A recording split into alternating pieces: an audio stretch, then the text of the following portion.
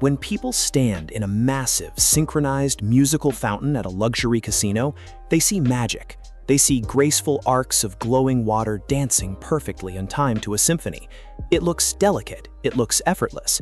What they don't see is the absolute terrifying industrial violence happening directly beneath their feet. To shoot a single column of water 300 feet into the air requires a pneumatic accumulator pressurized to 500 pounds per square inch. At that pressure, water isn't a liquid anymore. It is a solid blade that can cut through steel. You do not play with fluid dynamics. You respect the pressure, you manage the flow, and you constantly monitor for leaks. Because if a system that highly pressurized finds a weak point, the explosion is catastrophic. I spent my entire career managing extreme pressure in underground pump rooms. I just never realized that the most dangerous, toxic leak in my life was slowly destroying the foundation of my own marriage. My name is Julian. I'm 38 years old, and I am a master fluid dynamics engineer and choreographic programmer. 6 years ago, I married Vanessa. Vanessa was a high-powered public relations and events director for the luxury hospitality sector. She was glamorous, endlessly charismatic, and addicted to the high-stakes, adrenaline-fueled world of luxury resort openings and VIP galas. I was the introverted engineer who spent 14 hours a day in damp, windowless concrete basements, smelling like chlorine and machine oil. We were opposites, but I thought we were building an empire together. She sold the grand vision to the billionaires, and I engineered the reality. For 3 grueling years, I poured every ounce of my sanity into my absolute masterpiece. I called it the Leviathan. It was a $25 million synchronized water, light, and fire feature built into a massive 8-acre artificial lake in front of a brand new ultra-luxury casino resort. I didn't just design the plumbing. I wrote the proprietary millions of lines of code algorithm that synchronized thousands of variable frequency drives, laminar flow jets, and robotic nozzles to move with zero latency. I promised Vanessa this project was our golden ticket. If the grand opening was a success, I was contractually guaranteed a $5 million performance bonus. I told her we would be set for life. She would never have to hustle for a client again. But Vanessa didn't want to wait for the finale with me. She looked at my grease-stained hands and my exhausted, damp clothes, and she decided she wanted the $5 million without having to share it with a guy she viewed as nothing more than a highly paid plumber. The corrosion of our marriage accelerated the moment the resort hired a new lead architect to oversee the final aesthetic presentation of the casino. His name was Sterling. Sterling was 45 years old and the absolute poster boy for architectural arrogance. He wore pristine white linen suits, drove a leased Bentley, and spoke entirely in pretentious buzzwords about flowing energy, synergistic spaces, and visual dominance. He didn't know how to lay a single brick, and he certainly didn't understand fluid dynamics. He was a conceptual designer who drew pretty pictures on an iPad and took credit for the thousands of blue-collar workers who actually built the buildings. Suddenly, Vanessa was spending all her time at Sterling's glass tower design firm, claiming she was coordinating the visual marketing strategy for the fountain unveiling. The red flags didn't just quietly appear, they burst like high-pressure pipes. First, the profound, unapologetic disrespect. Vanessa started bringing Sterling directly into my subterranean control rooms. Sterling would strut around the damp concrete, holding a handkerchief to his nose, openly mocking my life's work. "Julian, you're a great plumber, buddy," Sterling smirked one afternoon, leaning against my $100,000 main server rack. "But this water needs a soul. It needs vision. You just lay the pipes. I'm the one who breathes life into the resort. I am the creator." Vanessa didn't defend me. She just smiled, touched his arm, and looked at me with thinly veiled contempt. Second, the intense secrecy regarding the control room access. Vanessa began relentlessly insisting that I needed to upload the unencrypted raw source code for the fountain's choreography to a shared corporate cloud drive, claiming Sterling's investor team needed to review the DMX lighting protocols. Third, the intimacy completely vanished. She moved her things into the guest bedroom, claiming the smell of ozone and chlorine on my skin was giving her migraines. She started coming home at 3 a.m., smelling like high-end cologne and expensive scotch. When a PR director suddenly demands the unencrypted master keys to a $25 million proprietary robotics algorithm, you don't hit upload, you check the system for leaks. When you build a highly advanced, networked industrial control center, you don't just leave it open to the public Wi-Fi. My entire subterranean network was routed through a custom firewall that logged every single byte of data moving across the local area network. One night at 2 a.m., while Vanessa was supposedly sleeping off a stressful week at home, my phone vibrated with a critical priority alert. Someone was actively attempting to execute a mass file transfer from my secure development server to an unauthorized external flash drive plugged into Vanessa's office laptop. I didn't storm upstairs. I simply isolated the connection locally from the pump room, artificially slowed the transfer speed to a crawl, and mirrored her laptop screen directly to my massive monitors. She had her encrypted iMessage desktop app open, communicating directly with Sterling. I didn't just find an affair. I found a premeditated $5 million corporate heist. Sterling wrote, "The casino board of directors is flying in for the VIP grand opening on Saturday. If we run this choreography exactly as coded, it will be the greatest show in the world. I've already convinced the board that I designed the algorithm myself. Do you have the master USB drive yet?" Vanessa replied, her words dripping with a casual, horrifying cruelty that made the blood freeze in my veins. "I'm copying the master repository from his server right now. The idiot actually thinks I care about his stupid water pipes. Here is the timeline. On Saturday morning, you use your executive clearance to revoke his keycard access to the control room. We lock the plumber out. You hit play on the show. Once the board sees it, they release the $5 million completion bonus to your architectural firm. I'll serve him with divorce papers on Sunday. He has no money to fight a massive corporate legal team. I can't wait to move into your penthouse." Sterling responded, "You're a visionary, baby. The plumber is going to fund our entire empire." I sat alone in the damp, echoing concrete cavern, staring at the glowing monitor as my entire reality shattered into a million pieces. My wife of 6 years was sleeping with an arrogant fraud. Together, they were actively plotting to steal 3 years of my blood, sweat, and genius. They were going to hijack my masterpiece, lock me out of my own control room, steal my $5 million bonus, and leave me utterly destroyed and humiliated. They thought I was just a naive plumber who fixed pipes. They didn't understand the level of absolute, unmitigating chemical and hydraulic destruction a master fluid dynamics engineer is capable of unleashing. If you want to destroy a corporate thief, you don't lock the vault. You let them steal the weapon, you let them point it at the crowd, and then you quietly reverse the barrel. I didn't confront them. If I yelled and locked the control room, Sterling would just use his executive authority to have me fired. His lawyers would claim the code was company property, and they would just hire a team of cheap IT guys to hit play. I needed them to steal the code. I needed Sterling to proudly stand in front of the billionaire investors in his pristine white suit and claim my technology as his own. So, I went to work on the back end. I canceled her file transfer, but I didn't lock her out. Instead, I created a perfectly cloned master repository folder and placed it right on my unprotected desktop. To Sterling's stolen IT team, the choreography code inside would look absolutely flawless. It would compile perfectly. When they tested it during the day, the water would dance beautifully.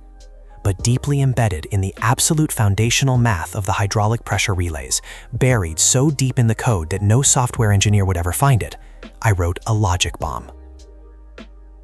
The fountain draws its water from a pristine, heavily filtered chlorinated holding tank. But beneath that tank, separated by a massive electronically controlled steel bulkhead, is the raw drainage reservoir. It's where all the stagnant, untreated, foul-smelling, algae-filled sludge and mud from the 8-acre artificial lake settles. It is essentially a pressurized swamp. I reprogrammed the finale sequence. The show would function flawlessly for exactly 12 minutes, but at the grand finale, when the massive supershooters were supposed to fire 300 feet into the air, my payload would execute. The code would instantly slam shut the pristine water valves. It would reverse the polarity of the massive auxiliary dredging pumps, sucking up thousands of gallons of thick, green, rotting algae sludge from the bottom of the reservoir. It would pressurize that sludge to 500 psi and route it directly into the directional nozzles aimed straight at the VIP viewing deck. I left the rigged folder on my desktop. I allowed her transfer to complete. I listened to the floorboards creak as my wife stole my life's work, thinking she had just pulled off the heist of the century. When Vanessa kissed me goodbye on Friday morning, she practically vibrated with excitement.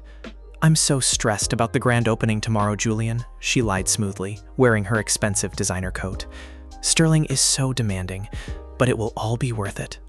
"I know it will, Vanessa," I said calmly, looking her dead in the eyes. "I've poured my heart into this. Make sure you get a front row seat." The moment she left, I unleashed hell. I took my original, time-stamped, air-gapped hard drives containing the true source code, my 3 years of developer logs, and my early hardware prototypes, and I drove straight to the most ruthless intellectual property litigator in the state. We formally registered the true source code and the proprietary hardware schematics with the US Copyright and Patent Office, establishing an indisputable federally protected paper trail of my absolute ownership. Then, I showed my lawyer the encrypted messages of Vanessa and Sterling actively conspiring to lock me out and steal the $5 million bonus. My lawyer smiled like a shark smelling blood in the water. "Julian," he said, "Sterling is using your stolen, patented software to fraudulently claim a multi-million-dollar performance bonus from a corporate board of directors. That is massive, willful corporate fraud. When this blows up, we won't just sue him. We will own his entire architectural firm." We drafted a massive federal lawsuit and an emergency cease and desist order. But we didn't file them. We waited. On Saturday morning, exactly as they planned, my keycard to the control room suddenly flashed red. Access denied. I smiled, walked out of the underground tunnels, grabbed a coffee, and walked across the street to a dive bar with a perfect view of the casino lake. They had locked out the plumber. Now, they just had to deal with the pressure. Saturday night, the grand opening of the resort.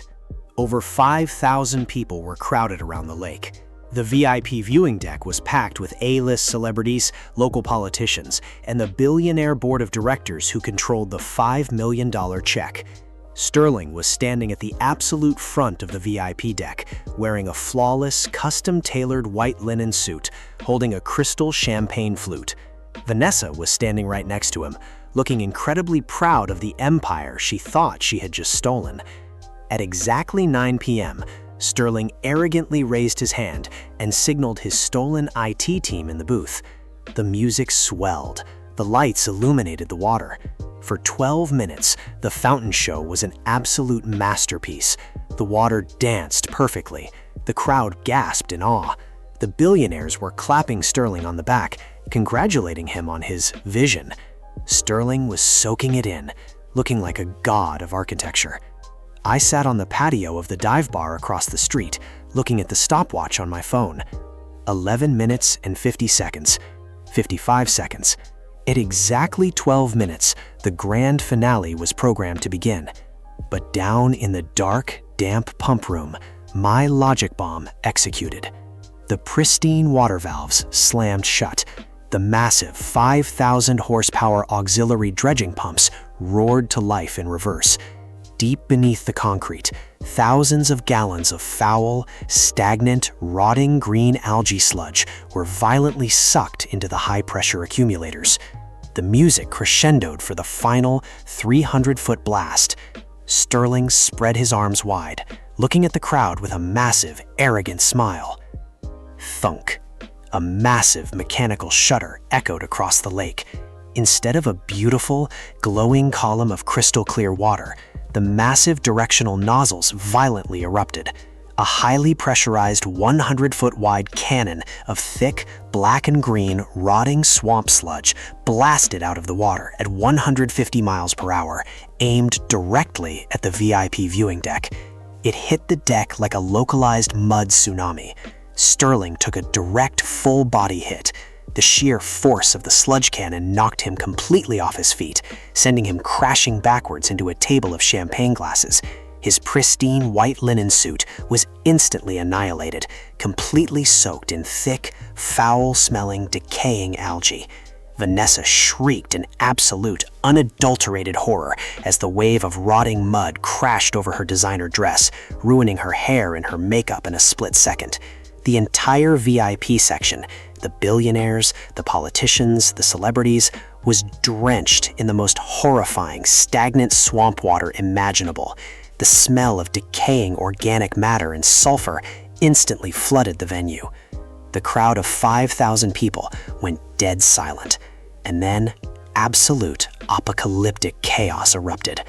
Billionaires were slipping in the mud, screaming in disgust, frantically wiping thick green sludge out of their eyes. Sterling was on his hands and knees, covered in dark brown muck, vomiting from the smell, desperately screaming into his radio for the control booth to turn it off. But my code had locked the system. The sludge cannon just kept firing, relentlessly blasting the VIP deck with swamp mud for a full 60 seconds. I took a slow, deep sip of my beer, smiled at the sheer, beautiful destruction, and texted my lawyer. Drop the hammer. You cannot unblast a billionaire with rotting swamp sludge on live television. The fallout was an absolute, unmitigated corporate massacre.